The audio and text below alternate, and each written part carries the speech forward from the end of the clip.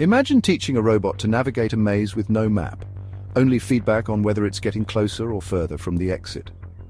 Welcome to the world of reinforcement learning, where learning isn't taught, it's discovered through trial and error. At the core of reinforcement learning, we have an agent that interacts with an environment. The agent makes decisions or actions based on the state it perceives, much like you deciding whether to take a left or right at a crossroads. These actions lead to rewards or penalties, guiding the learning process. The magic happens with the reward function. It's not just about winning or losing, it's about optimizing paths. The agent aims to maximize cumulative reward over time, learning from each step. This involves key concepts like Q learning, where the agent learns the value or Q value of taking an action in a given state. Another cornerstone is the policy, the strategy the agent follows. Through techniques like policy gradient methods, the agent refines its policy, making better decisions over time. This is where exploration versus exploitation comes in. Should the agent stick to known good paths or explore potentially better ones? What's reinforcement learning good for? Picture this: robotics, where machines learn to perform tasks like walking or grasping objects. In gaming, AI learns to outsmart human players in games like Go or chess.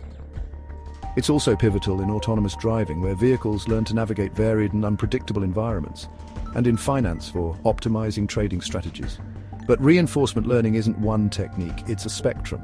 You have deep Q networks combining reinforcement learning with deep learning to handle complex, high-dimensional spaces. There's asynchronous advantage actor-critic for parallel learning, speeding up the process.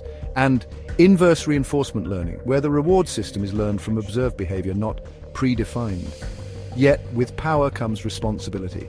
Reinforcement learning can lead to reward hacking, where agents exploit unintended loopholes in reward systems.